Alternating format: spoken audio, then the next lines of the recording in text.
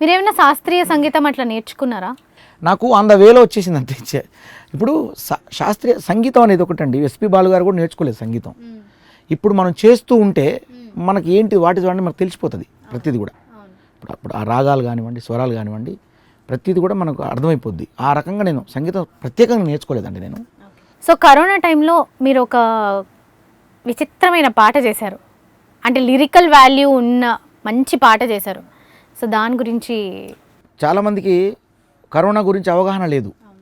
పల్లెటూళ్ళ వారికి అవగాహన ఊర్లో అంటే విలేజ్ అట్మాస్ఫియర్లో ఉన్న వాళ్ళందరికీ కూడా విలేజ్ పీపుల్స్కి వాళ్ళకి అర్థమయ్యే రీతిలో మనం ఏం చేయాలని ఆలోచించాను నేను. అంటే ఒగ్గు కథ, నాకు ఒగ్గు కథ గురించి బాగా, ఎందుకంటే చిన్నప్పుడు నేను మా పెనుగొండ మా ఊరు, అక్కడ కుర్మ వాళ్ళు ఉంటారు.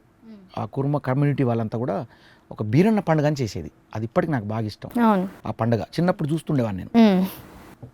పెద్ద పెద్ద రావి చెట్లు ఉండేది, దాని కింద చేసేవారు పండుగ. నేను చిన్నప్పుడు చూస్తానికి వెళ్ళేది. బిల్యం బల్యం అక్కడి నుంచి పుట్టింది నాకు. అయితే ఆ పండుగ మొన్న ఇప్పుడు టెంపుల్ మా ఊళ్ళో కూడా ఇప్పుడు టెంపుల్ కడుతున్నారంటే నేను కూడా కొంత ఆ టెంపుల్కి నేను ఇప్పుడు కొంత నేను కూడా సహకరించాను నా భక్తిగా నా వంతుగా.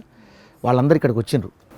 సో వాళ్ళకి ఆనందం. నేను అసలు మీకు ఇది ఎట్లా వచ్చింది యాక్సిడెంట్ అని వాళ్ళు అడుగుతారు నన్ను.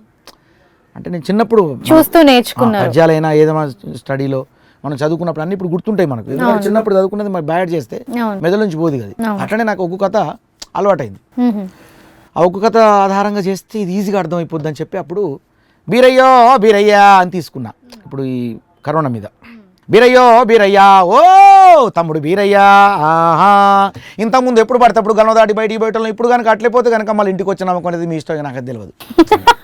ఇంతకుముందు ఎప్పుడు పడితే అప్పుడు గలం దాటి బయటికి పోయటంలో, ఇప్పుడు కూడా అట్నే పోతే కనుక మళ్ళీ మీ ఇష్టం, ఇంటికి పోతే వచ్చి మళ్ళీ ఇంటికి వచ్చి నమ్మకం లేదు, మీ ఇష్టం ఏమని చేసుకోండి. వాళ్ళు టకటకటక అలా మాట్లాడతారు. అనుకోని వైరస్ వచ్చే తమ్ముడో నువ్వు ఆనుకొని కూసుకురా తమ్ముడా, విడగొట్టిన రోగం ఇది తమ్ముడో, దీన్ని పగబట్టి చంపాలే తమ్ముడా. అసలు మీరు ఏ పాట పాడినా అట్లా వింటూ ఉండాలి. గుంపులల్లో ఉంటే నీ దింపుడు గల్లం, ఇంట్లో కూసుని వేసుకో తలుపుకు గొల్లెం, కరోనా కడుపుల నువ్వు కూర్చుర బల్యం, చల్ లాకుడౌను పెంచకుంటే తమ్ముడో, యముడు లైఫ్ లాంగ్ లాకేస్తాడు తమ్ముడా. యూట్యూబ్లో కూడా మీకు మామూలు ఫాలోయింగ్ లేదు అసలు. అంటే నా మీద ఫాలోయింగ్ కంటే నేను చేసి ఇచ్చిన వాళ్ళ మీద ఎక్కువ ఫాలోయింగ్ ఉందండి.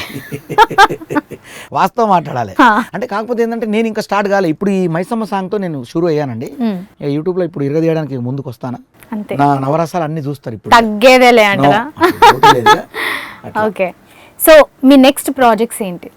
అది త్వరలో అంటే ప్రస్తుతం ఇప్పుడు నేను నెక్స్ట్ ప్రాజెక్ట్స్ ఉన్నాయండి. అది ఇంకొక లెవెల్లో వెళ్తాందో పక్క. ఇప్పుడు దాన్ని మనం ఇది చేయకూడదు, చెప్తా. అది ఇప్పుడు మనం బిల్డప్ అయితే చెప్తే అదేంటంటే ఇప్పుడు నేను ప్రస్తుతం యూట్యూబ్ మీద కాన్సన్ట్రేట్ చేస్తాను. మీరు యూట్యూబ్ ఛానల్ స్టార్ట్ చేశారు కదా, సో ఫస్ట్ వీడియో అదేనా? Bell TV. దయచేసి మా బెల్ టీవీని కొంచెం పబ్లిసిటీ చేయండి. మీకు మంచి ఎంటర్టైన్మెంట్, ఫుల్ మసాలా ఇచ్చి పడేస్తా. ఓకేనా? పాటలు ఫస్ట్ బోనాల పాట చూడండి మీరు, మైసమ్మాను అని. అక్కడి నుంచి స్టార్ట్ అయింది ఇప్పుడు నాది. నవరసాలు చూస్తాను. నిజం చెప్తాను, నేను బిల్డప్ ఇయ్యా, నేను ఓవర్ చేయను, నిజం చెప్తాను. అట్లాంటి పాటలు ఇప్పుడు ఇస్తా, మొత్తం పంచలు చేసి పడేస్తాను.